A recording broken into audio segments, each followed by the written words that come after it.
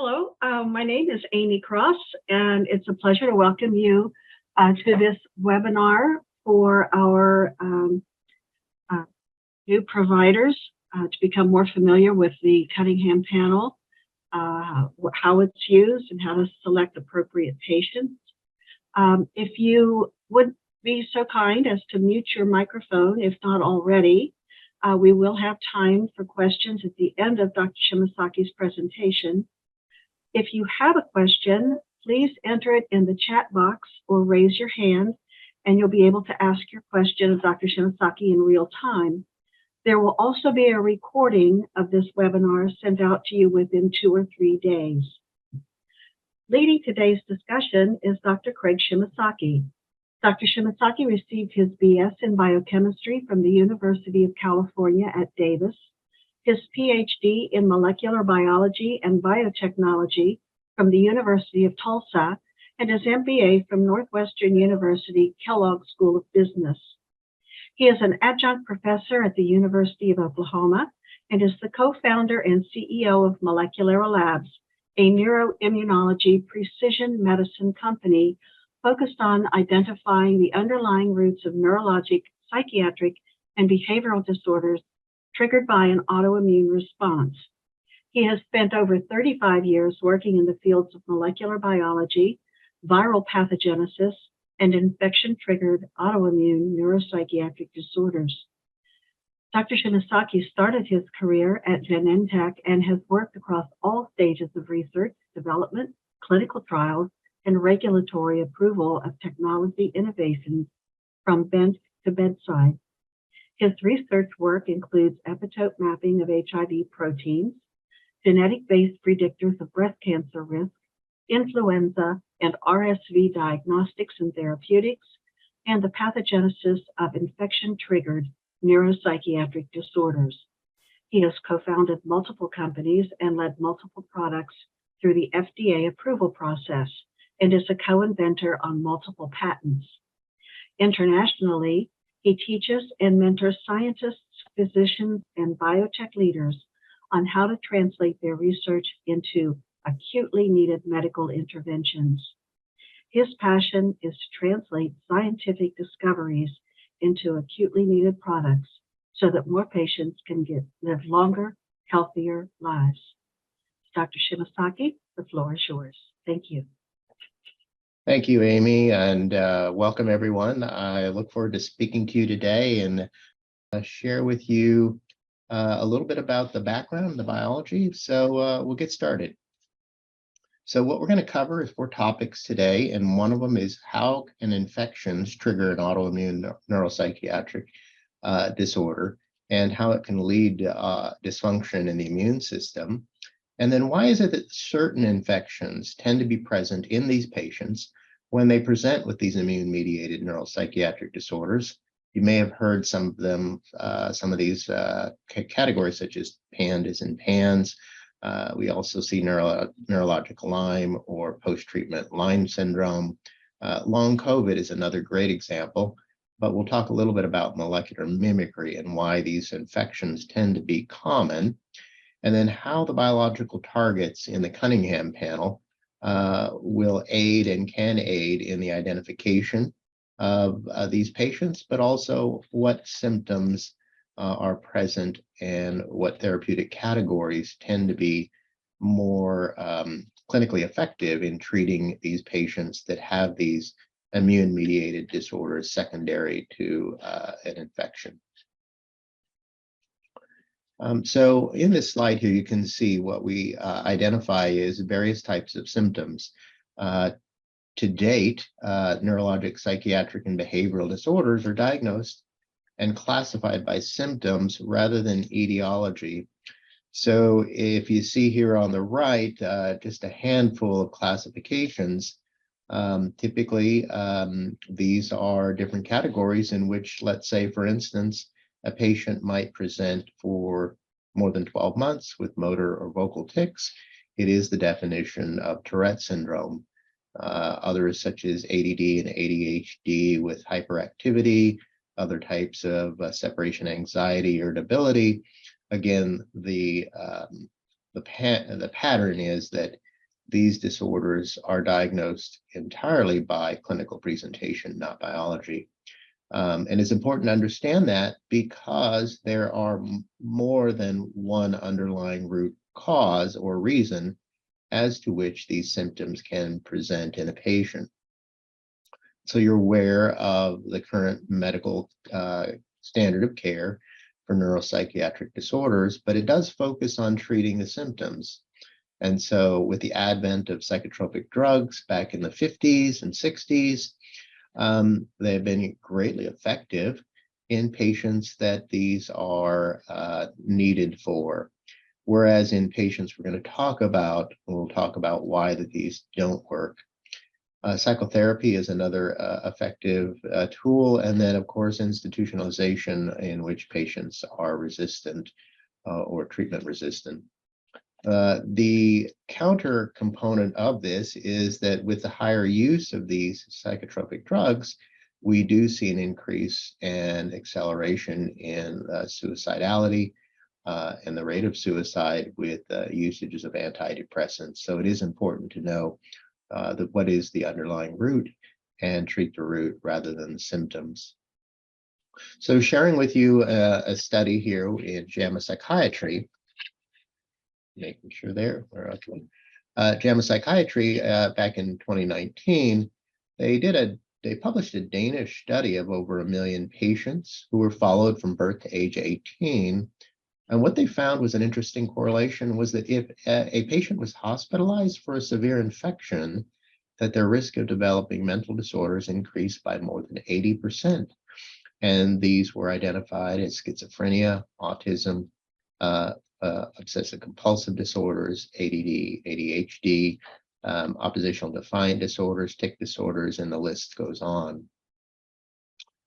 The editors had commented, how could exposure to infections affect the brain mechanistically to give rise to mental disorders?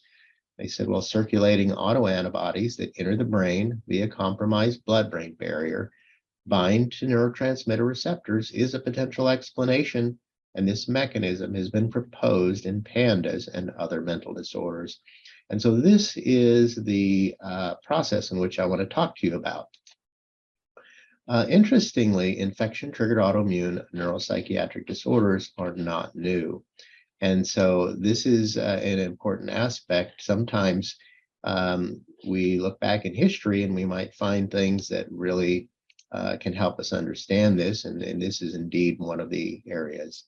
So Sir William Osler described these, what he called bizarre and percipitive behaviors, and named them Chorea minor. But we did and do know that group A streptococcus is responsible for that. And it is, and as we'll talk a little bit in a moment about molecular mimicry, there are some common sequences here that cause antibodies in certain people to make antibodies against the heart and the part of the brain called the basal ganglia. So in what we know is acute rheumatic fever, it is a strep-induced infection, but Sydenham chorea is the neurologic manifestation of acute rheumatic fever. It used to be known as St. Vitus's dance. And interestingly, the symptoms included abnormal movements, loss of fine motor control, and loss of emotional control. Again, a result of a group A streptococcal infection and immune-mediated disorder that followed. So another thing that's interesting as science and medicine evolves is the discovery of more and more anti-neuronal autoantibodies. So as you can see here, GAD65, other NMDAR receptor autoantibodies against many of these different neurologic and neuronal targets or receptors in the central nervous system or in the brain. And the list continues to grow. And so to the point here is autoantibodies against neuronal targets is not uncommon. So how does this occur biologically? We all understand we get infections, whether it's viral, bacterial, fungal. And then our body responds both with the adaptive and the other immune system components, and the innate, which is a first line of defense, but the adaptive immune system is what we rely on for having immunologic memory. And so patients will develop auto or antibodies against these infectious agents. But in certain patients, those antibodies that they develop actually are cross-reacting with other parts of the body, in which process is called molecular mimicry, and we'll talk about that a little bit more in a moment.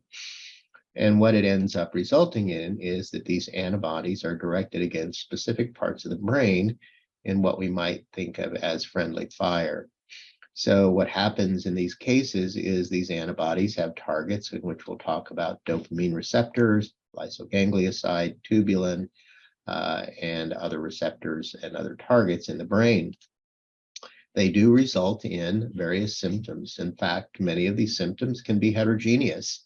And this is part of the challenge that goes on with this, is because they don't all present with the same symptoms, and they could be quite diverse depending upon the targets or targets that are being directed against by these antibodies.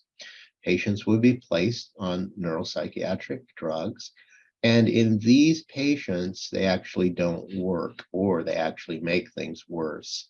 Now, we've seen this also happen with SARS-CoV-2, and it is also another molecular mimicry component in which these proteins have some commonality to certain targets in the brain. The resulting is we've seen long COVID, other types of things that can be similar to that, such as chronic fatigue, but the others, MIS-C in children, and what's becoming more and more recognized as an immune-mediated component for post-COVID syndrome. Other well-known types of targets are the NMDAR receptor, and there was a maybe a more well-known story of Susan Callahan, a New York Post journalist who suddenly developed psychosis and other types of paranoia, was hospitalized, and it was found out that she was suffering from an infection-triggered autoimmune condition with what's known as the N-methyl-D-aspartate receptor, or the NMDR or DAR, sometimes encephalitis. Of course, there's a book called Brain on Fire, which chronicles her life. She called it My Month of Madness. And of course, Hollywood now found that that was an interesting story and made a movie. So if you want to see the movie, it's called Brain on Fire. So there's been studies that have been done with patients who have OCD and tics that have been associated with a streptococcal infection. And what's been found is that there is an inflammatory component in the caudate, the putamen, and the globus pallidus, and not the thalamus, which is not part of the basal ganglia. And what we do know is that the basal ganglia is responsible, interestingly enough, for motor control, procedural learning, cognitive functions, and emotional functions, and even eye movement. So you can see the correlation between various types of symptoms and an infection-triggered autoimmune condition that could be targeting the basal ganglia. So this kind of brings us to the nomenclature, which can be confusing. And if you've heard of PANDAS and PANS and seen patients with PANDAS and or PANS diagnoses, it really is an acronym, as you're aware of, for pediatric autoimmune neuropsychiatric disorder associated with a streptococcal infection. Because there are other microbes that are known to also trigger a similar condition, this is also brought in line Mycoplasma, Babesia, Bartonella, and maybe even environmental and biological conditions. There was a movement in 2015 to be able to classify this group as PANS. PANS refers to pediatric acute onset neuropsychiatric syndrome, and it is agnostic to the underlying microbe or the underlying trigger. And so one thing that has been left out here is adults. And in this case, there are other terms such as ANDL that would take into effect. Sometimes it's called adult neuropsychiatric disorder associated with Lyme. And then also, of course, there's another component here, which is acute onset. If a patient doesn't have acute onset, then by definition, they can't have PANS or PANDAS. So the nomenclature in this is important for research and study, but what we see more useful is terms like basal ganglia encephalitis or autoimmune encephalopathy secondary to infection, or an immune-mediated basal ganglia encephalitis, which is more, I guess, let's call it etiologic. It also does not refer to the origin or the underlying trigger, and therefore it doesn't exclude other populations. So research-wise, those names are important because you want to study homogeneous populations, but when you're trying to identify treatment, it may be more effective to identify them based on these categories.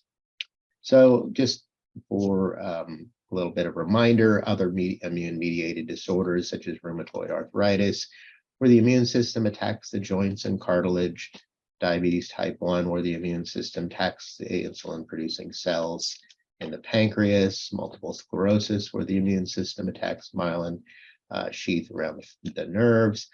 Then there's PANDAS and PANS, portions of autism, ADD, schizophrenia, bipolar, in which the immune system attacks part of the brain, which we described as the target appears to be proteins in the basal ganglia. So now let's move on to why certain infections tend to be present in patients here that have these immune-mediated neuropsychiatric disorders. So why would certain infections tend to be more common? And these are the ones that we tend to find being more common. In fact, PANDAS was named because of group A streptococcal infections were identified in the first cohort that Dr. Sweeto found in patients that were preceded by a strep infection and developed obsessive compulsive disorders and food restrictive behaviors. Influenza A, varicella, mycoplasma, babesia, Bartonella, of course, Lyme, Coxsackie virus, and others. So let's go back to a little bit of a memory of what we know about immunology and epitopes, is that our immune system recognizes epitopes. Epitopes are just short sequences of proteins and or carbohydrates on an infectious agent or a foreign protein. And the antibodies are directed towards that, the sequence of protein alphabet. The B cells are made in the sense that they will produce memory B cells so that we have long-term memory. And then these antibodies tend to be circulating in the background, awaiting the next exposure to these types of infections in order to be ready, because we look at somewhere between 3 to 4 weeks for this system to process. However, autoimmunity can occur through molecular mimicry when that sequence or that particular epitope that the antibody is directed against is identical to the same sequence or 5 to 9 letter sequence of a protein alphabet of another part of our body. In this case, let's say it's a neuron. When that happens, there will be a cross-reactivity, and in this case, you'll see what we see and we call molecular mimicry. So molecular mimicry has been known for a long time. It's been postulated a lot through the years about various different types of chronic disorders that trigger autoimmunity. And indeed, more is being understood how molecular mimicry, or we might think of it as friendly fire in the wartime, is the breakdown of self, non-self discrimination. Research has been shown that some of the most relevant genetic factors are these MHC complex or the major histocompatibility complexes and the HLA class 1 and class 2. And so you can see in patients histories of other types of autoimmune dysfunction. And also in many of these patients, there's beginning to be more research showing that you will see single nucleotide polymorphisms or changes in these particular genes. So let's look at it on the level of what these organisms look like. And strep which is, of course, what pandas is named after as far as the infection. So you have the organism here, and then on the surface, you'll have a group A carbohydrate and then an M protein. Well, this particular sequences have a sequence homology to various parts of heart valves or proteins within the heart valve, hence acute rheumatic fever. Also, parts of the basal ganglia or parts of targets within the basal ganglia, hence the what you'll see is Sydenham chorea, and in these cases, pandas and pans. But there are other commonalities in the joints that you may see, and patients may have arthralgia, kidney functions, and others. So there's also molecular mimicry between Borrelia burgdorferi, or one of the causative agents of Lyme, and strep. So interestingly enough, there has been published studies showing that the outer surface protein A of Borrelia burgdorferi has a sequence common with the M protein of strep pyogenes, group A strep, and hence what you do see is that there's a role for molecular mimicry in generating these antibodies that also produce various conditions, as was mentioned earlier, such as these different types of arthralgia, neuropsychiatric disorders, kidney components, and things like that. Let's look at another one, sequence homology between dopamine receptors and SARS-CoV-2 spike protein. So this is not published, but we've looked at comparing sequence homology between the dopamine D2 loop in there and the relationship to SARS-CoV-2 outer surface protein, the open reading frame. And you can see the green indicates where there's overlapping sequence homology. Also, you see the same thing in the dopamine D2 loop and the receptor, and sequence homology between SARS-CoV-2 the outer reading frame protein of the protein on the surface. So this does help understand how these antibodies can be made and directed when you develop antibodies against a particular organism that has a sequence in common to that of some part of the body, or in this case, in the brain. Now, the other question is, why doesn't everybody get this? Is because patients or individuals have tolerance in which the body looks for those that are common and self, non-self, and then the organs within the body that are used to mature these different, such as the thymus, in the bone marrow and other areas in the lymph, will screen these out. But in these patients, they're not screened out. So simplistically, think of molecular mimicry as this little cartoon here. These two twins, one said, "You don't get lunch. Mom thought I was you and fed me twice." So this is a mistaken identity, or in some cases, this common identity that actually cross-reacts in the case of autoimmunity. So let's move over to what are some of the commonalities in patients that present with different symptoms that have been associated with positive Cunningham panels and their anti-neuronal antibody targets. So we do see some commonalities. This is not exhaustive, but these commonalities include treatment resistance to standard neuropsychiatric drugs. We also see frequency of infections, and sometimes these can be subclinical, as remember with the study of JAMA Psychiatry, the role that multiple infections can play. In patients with neurologic Lyme or post-treatment Lyme disease, we see the presence of these autoantibodies, and typically they may have a family history of autoimmune disorders. So symptom-wise, sudden or rapid onset of neuropsychiatric symptoms, sudden or rapid onset of OCD, restrictive eating disorders, and vocal or motor tics or choreiform movements, anxiety, rage, separation anxiety, emotional ability, even depression, developmental or behavioral regression, and of course, things that affect the autonomic nervous system, and I'll explain why that's important, such as dilated pupils, urinary frequency, and bedwetting. And it can be relapsing remitting in course. And of course, these are some of the criteria for PANDAS and PANS. And suicidal ideation. One of the neurologists we work with has said that every patient who has had these positive panels, but also are immune-mediated, if you ask them directly, they have had suicidal ideation. Of course, PANDAS and PANS diagnosis and symptoms is another criteria.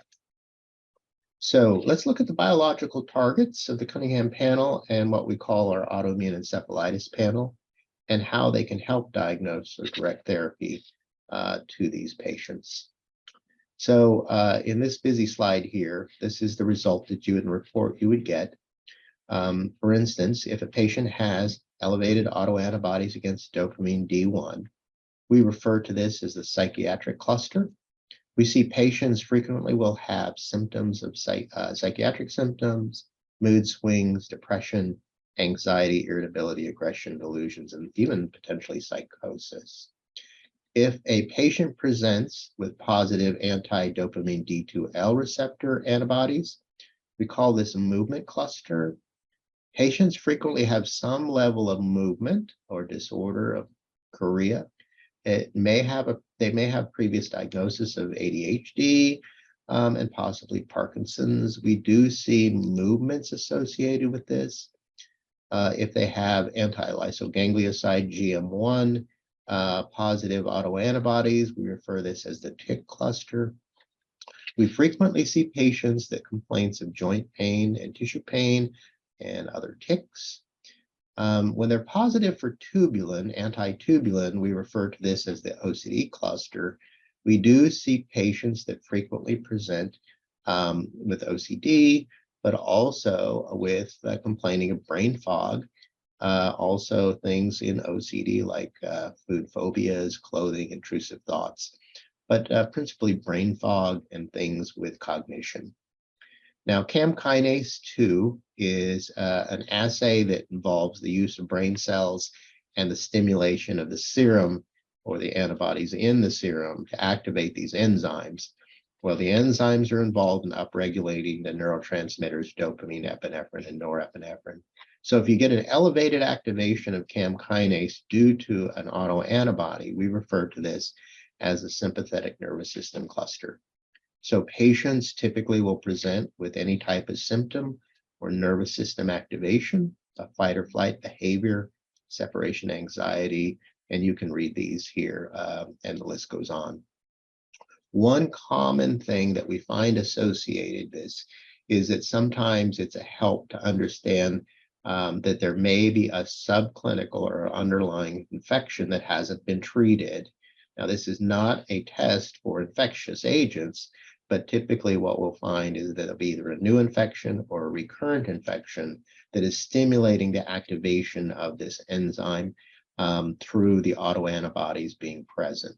So these are guidelines. You'll see that you'll find these associations with your patients and that the results will correlate it. Now, one other thing is important. This is a metabolic test and it's a point in time. And so it'll be at the point of time in which that blood was drawn, and therefore sometimes we can help with doing tests before and after treatment. And there are some treatments that do interfere with that. So case study, I want to tell you a couple of case studies. This is a 24-year-old young man who presented with various types of symptoms, including in this case OCD, tics, and had 30-pound weight loss. It could have been thought as an anorexia, but in this case, it was food phobia, fear of food contamination or fear of choking. You can see there was one CAM kinase positive, and we run all 5 because any one of these would be an indicator that there's an immune-mediated neuropsychiatric disorder here because they represent different symptoms. The patient was treated with intravenous immunoglobulin and plasmapheresis that resulted in complete symptom reduction, and all their antibodies were back to baseline. Another one of a 9-year-old girl who had OCD and autism-like stimming behaviors, difficulty in concentrating, sensory and motor abnormalities, etc., and then dysgraphia, and then bedwetting again, and relapsing, remitting in nature. In this patient, she had 2 positives and 1 borderline. This is one of the things that's important about capturing them early on. What we found was this was like a very early strep infection, I believe. And so they found that there was an underlying strep infection. Patient was treated with azithromycin and rapid improvement. All the antibodies went back to normal. Just a couple more here, another 9-year-old girl. This was a more complex case, presented with unknown neuropsychiatric symptoms, but she did have Lyme, was positive on a Western blot, also positive for strep, and then she kept complaining about something was wrong with her brain. 3 positives in this case. She was treated for the Lyme with various types of antibiotics, but also for the immune modulatory component, IVIG, and complete symptom regression. All her antibodies went back to normal also. It's an important point.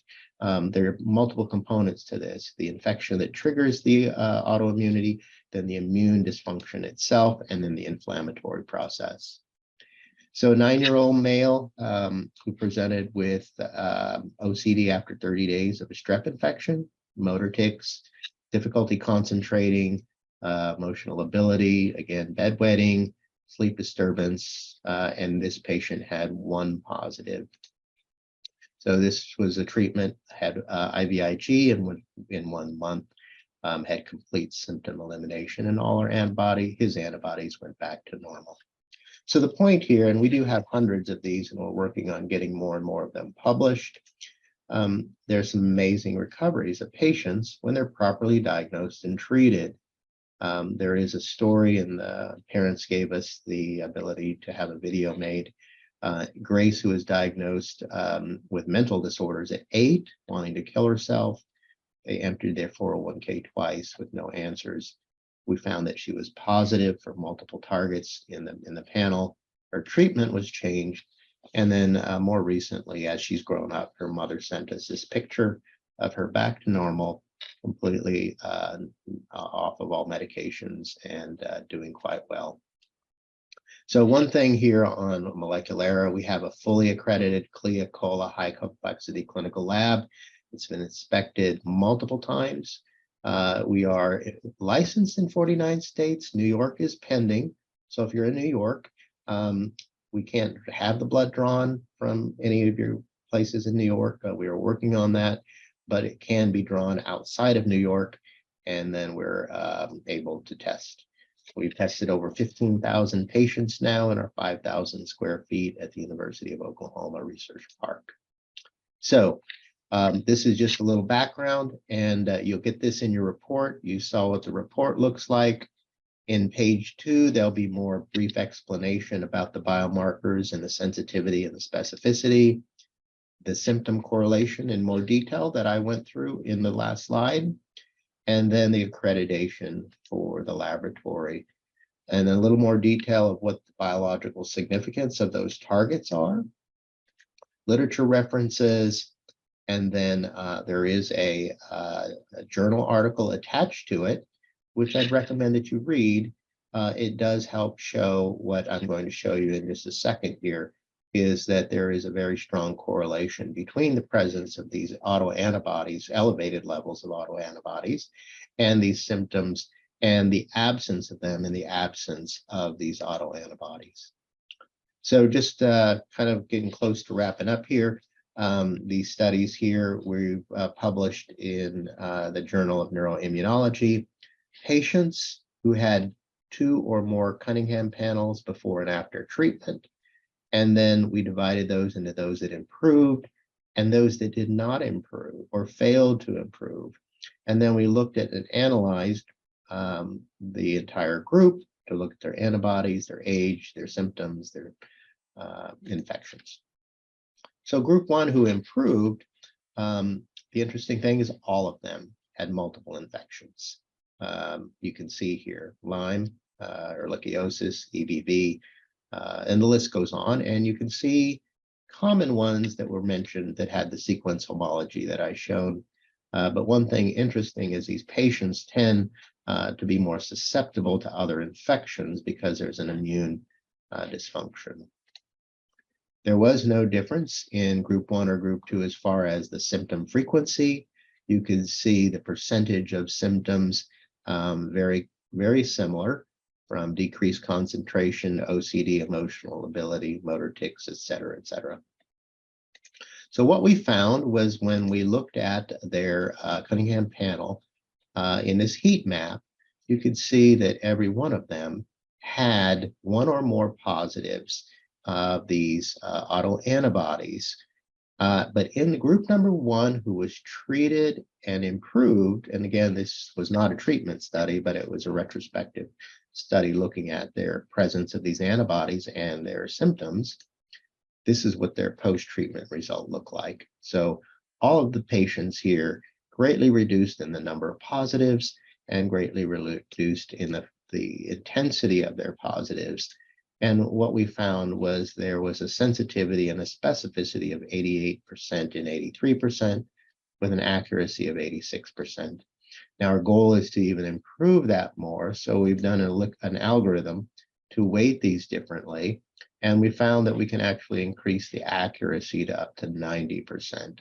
So the correlation with presence of these antibodies and the recognition of these patients having these immune-mediated neuropsychiatric disorders that respond to immune-mediated treatments, anti-infectives, and what we'll talk about a little bit more at the end.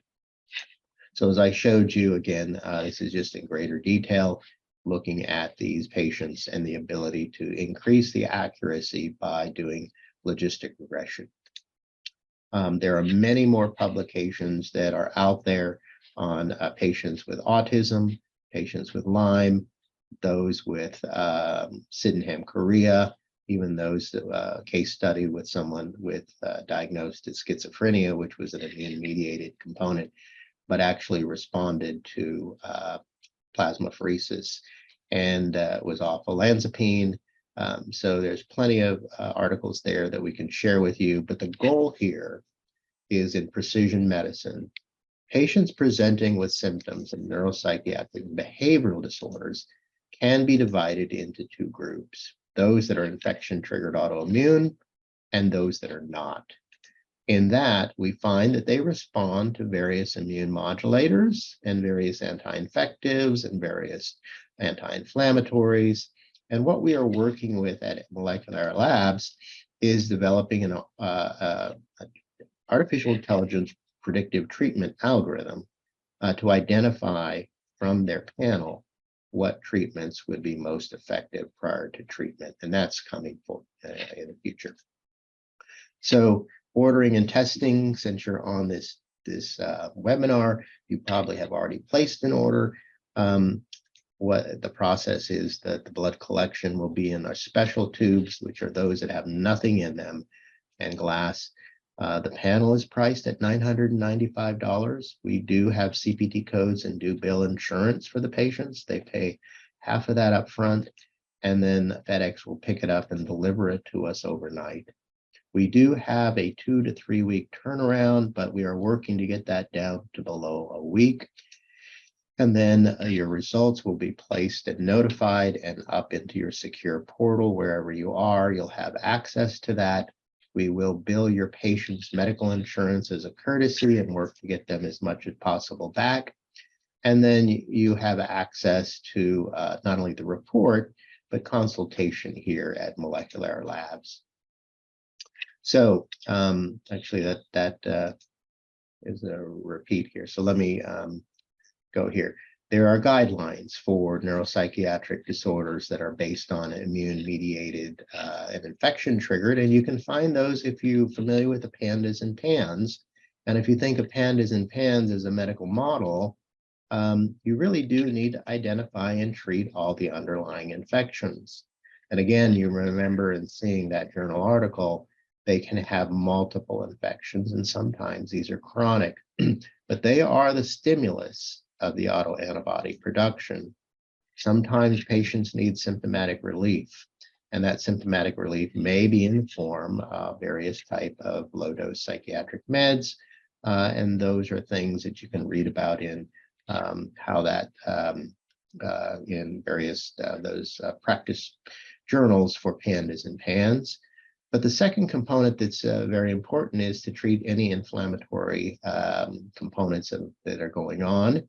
And then the third is treat any immune dysregulation or immune dysfunction.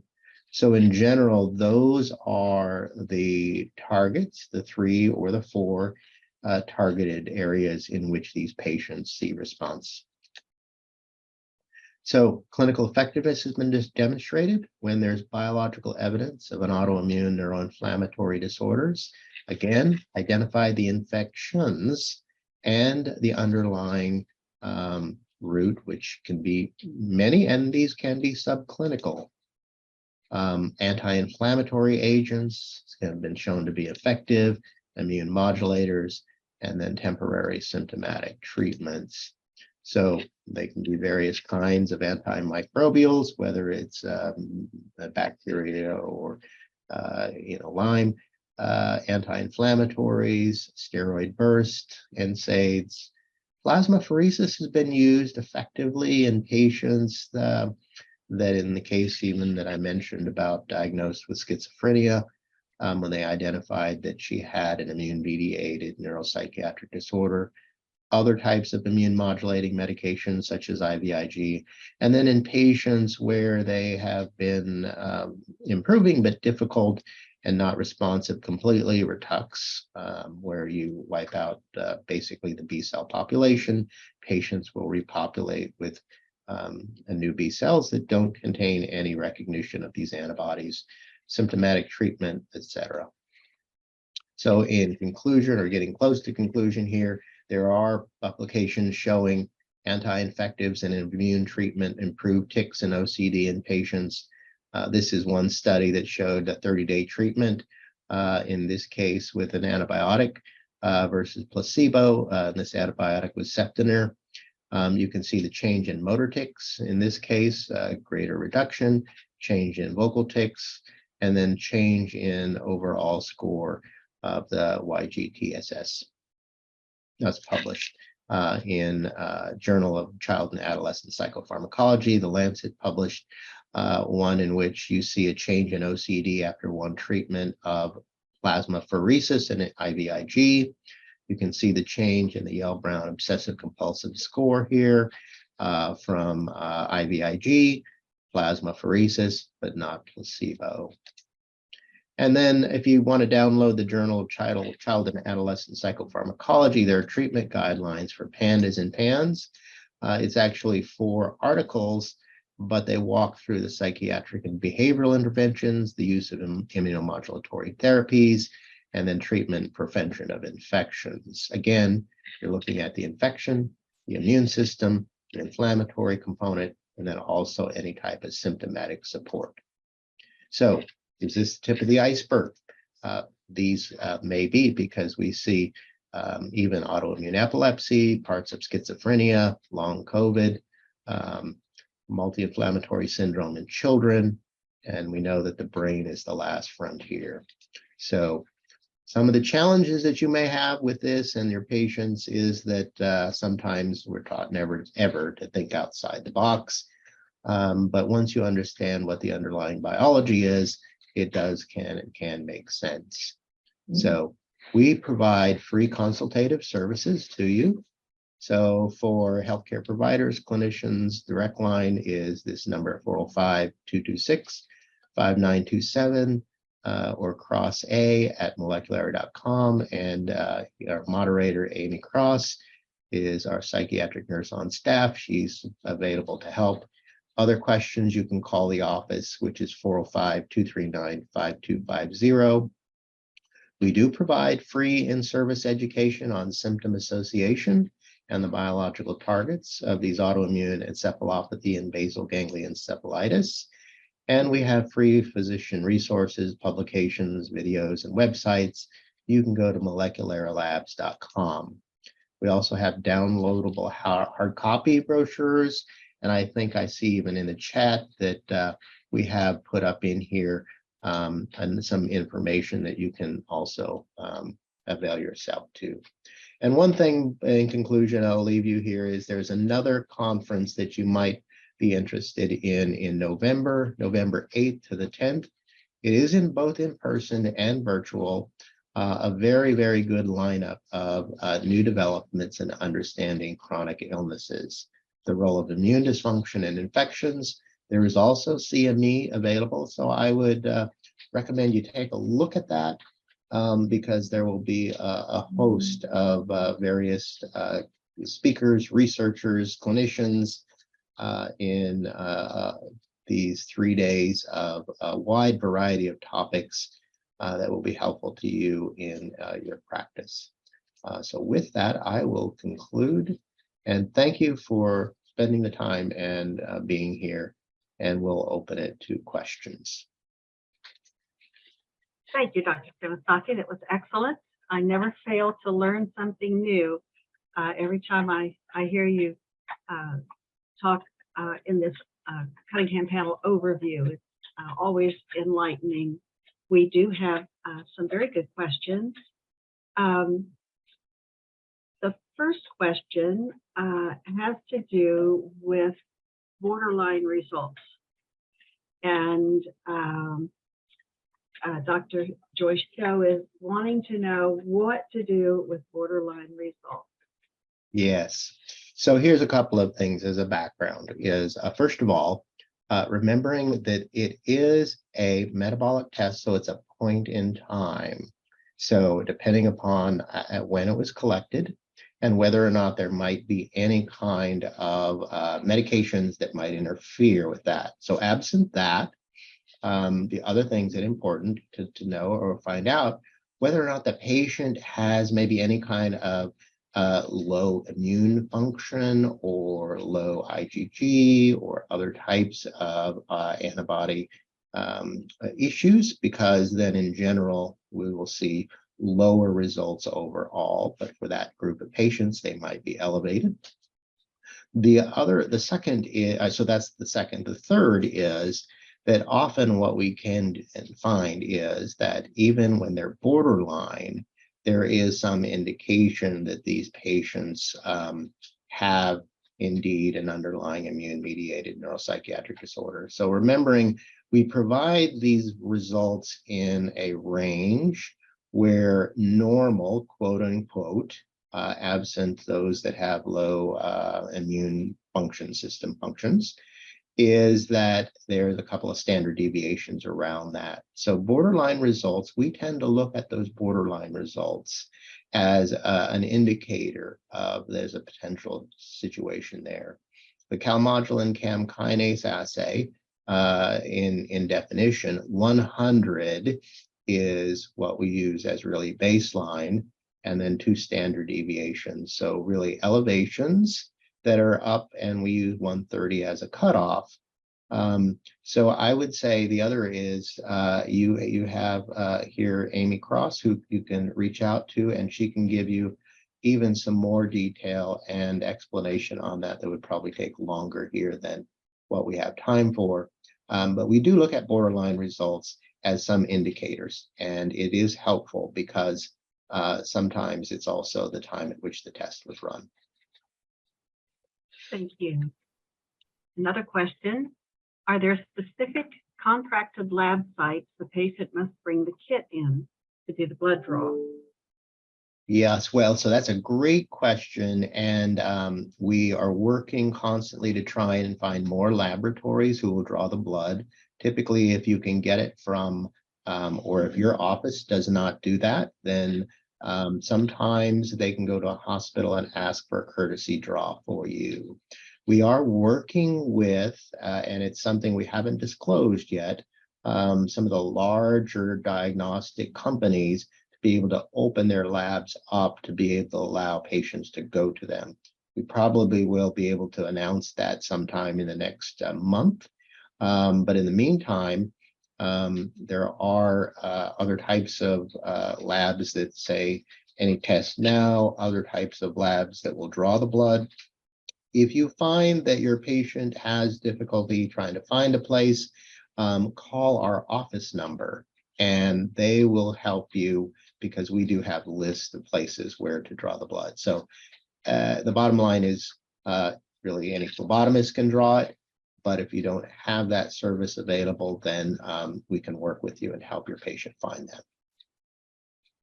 Thank you, Dr. Masaki.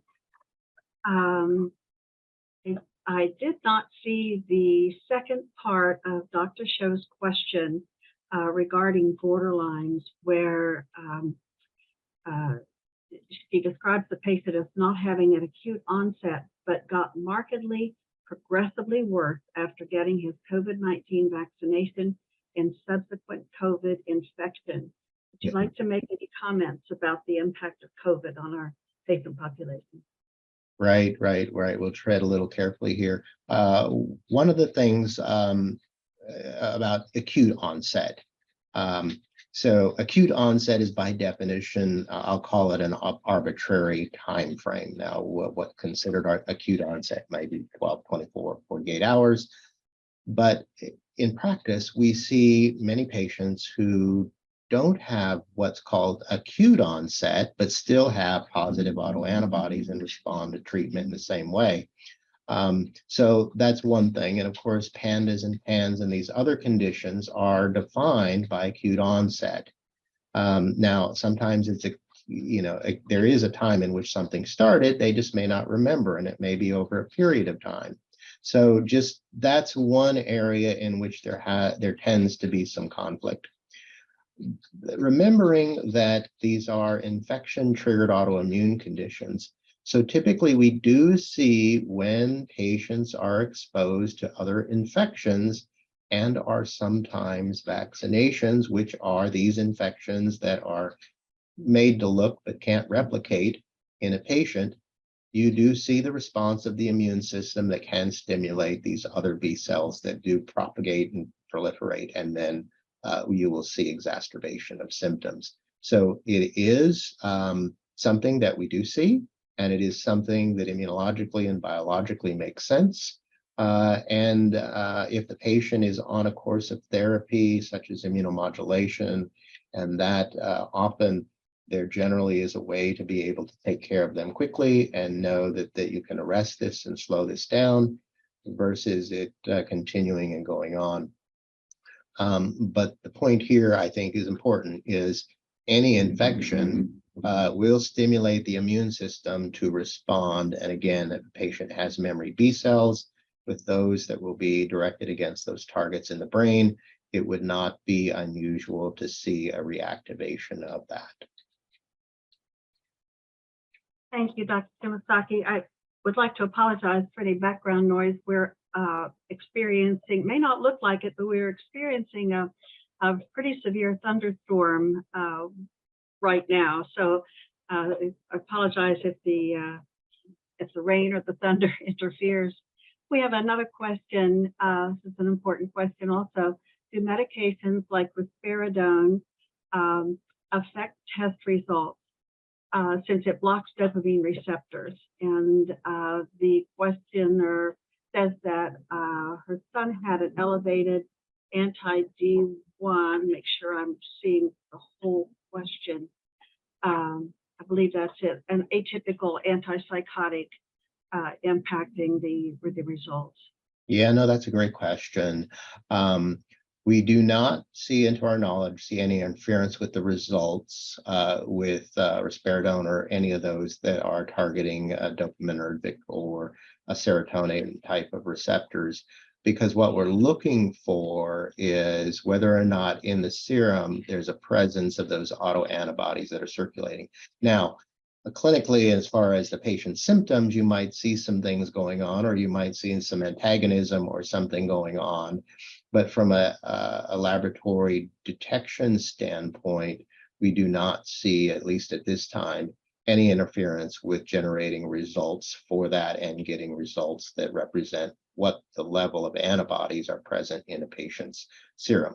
Now, if you look at things that modulate the immune system, we will see results difference. So for instance, anything that would modulate the immune system, such as steroids, such as intravenous immunoglobulin, that will affect the result of what we see, because it's doing what it needs to do, and that is modulating the level of these autoimmune antibodies present, hence to get the results. So if we take a test in the middle of an IVIG, then we would expect to see something that would be modulating what the real state of the patient is at that time. Dr. Shaw is asking if we've ever heard of patients getting an Empiric trial of IVIG or plasmapheresis, and if so, how would a patient access that? Yes, and certainly, the decision to move in that direction is based upon identifying that there is an immune-mediated component, and that we do see that occur. Typically, if you don't do that yourself in your office, or you're not familiar with doing that, we do have some good partners who work in the downstream of infusion for IVIG, and even helping to get it reimbursed. And Solio Health is that group, and Amy or myself or one of us can share that information and a contact with you of how, because they're excellent in helping do that. And often, typically, you would see or expect to see some response in that. Of course, plasmapheresis the same way, but generally you will have come to the conclusion or made the diagnosis that this is an immune-mediated condition that would respond to that. Now we have some studies going on, including some studies with plasmapheresis, and we've seen pre and post-treatment very effective. And one of the researchers or the physicians who do this uses the Cunningham Panel as the criteria to see whether or not they would move them into that particular course of therapy. See if we have any other questions. Does turmeric or cannabis affect the Cunningham Panel result? We have not seen enough information from that to say, but my guess would be no, except for to the extent if you're using turmeric and the symptoms go away, then again, they may be modulating the immune system, and therefore it could be. So typically we like to have, because again, remembering this is a metabolic test, we're looking for a status of the patient at a point in time. If they are symptomatic, you draw the blood, then it'll be a good representation of what we will find. So at least at the point, the answer is we don't see that right now. Now, cannabis, of course, I don't expect that to interfere with that, because again, it's not modulating the immune system per se. But anything that does significantly modify the immune system or modulate the level of these antibodies, they generally, we would expect to see some impact of that. Just a couple more questions, Dr. Simasaki. We're just a few minutes over. Can the Cunningham Panel be useful for adult patients? Yes, actually, we see now about almost half of the orders that come in are for adult patients, and we do see very similar types of responsiveness when they're positive to the same treatments. Sometimes it tends to be a little bit longer in order for you able to see the optimum results, but we do see the responsiveness, and if they're positive, we do see that. Because obviously children grow up into adults, or in some cases we do see adult onset, which is not as frequent, but we do see that. And sometimes there's history of that just going back to a new onset. So adults, it is helpful with adults. I will say though, the current test results normals are done in a pediatric population. We are working to get adult, quote unquote, adult normals. And yet, in our experience, what we do see is that if they are elevated, significantly elevated, they do fall into the same type of category of being responsive to immunotherapy and anti-inflammatory, and of course, anti-infectives. So just with that caveat, the normal ranges are for pediatric patients. Thank you, Dr. Simasaki. We are over time, so like to conclude the webinar, but if you have another question, feel free to email me. Dr. Shimasaki put my email address on one of his slides, so feel free to send your questions to me, and I'll make sure they get answered. But at this time, I'd like to thank you very much, Dr. Shimasaki, for an excellent presentation. I'd like to thank our attendees. Very nice to have you on board.